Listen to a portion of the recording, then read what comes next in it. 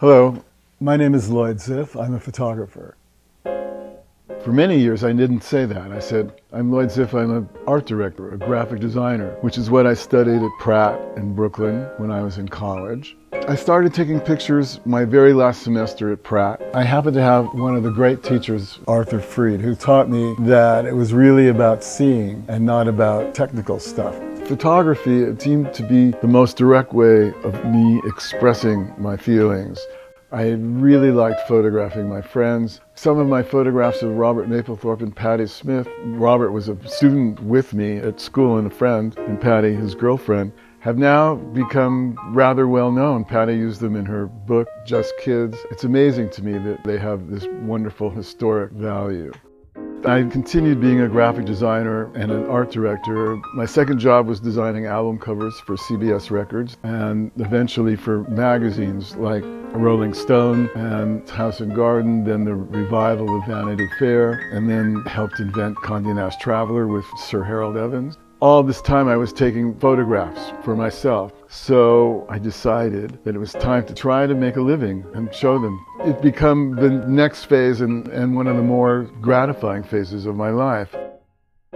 This book came about because of three people. First, Giovanni Russo, who was originally my student. He eventually became a great art director in his own right, and at that point he said to me that he wanted to design a book of my photographs. Unfortunately, Giovanni passed away at a very young age. And then I met Mike Warlow and Kirsten Armstrong. They were really interested in helping me revive the book, redesign it so it was more accessible, and eventually choosing to publish it themselves. So that was very thrilling. We ended up being a really nice team of three. And now, here it is.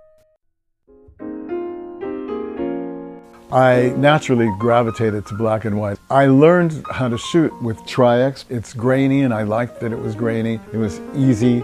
I learned how to set my Leica and just walk around and shoot quickly. There's so much to see in New York. I always liked architecture. I liked looking at buildings. I liked looking at cars. I really liked looking at people. It was the epitome of style, glamour, success. I felt extremely stimulated. I shot pretty much from the late 60s to 2000 with primarily black and white. Occasionally I learned a little bit about color, but it didn't really interest me very much. Then they invented digital photography. I resisted digital photography until my friend Annie Lubitz had a Leica digital camera and gave it to me. And now I was shooting in color. And it took me, I'd say, about a year to really see my pictures and not wish I'd convert them to black and white. These photographs from LA represent exactly how I feel about Los Angeles. The light, the cars, the vegetation, the ocean, and a few of the pictures have all of that in one.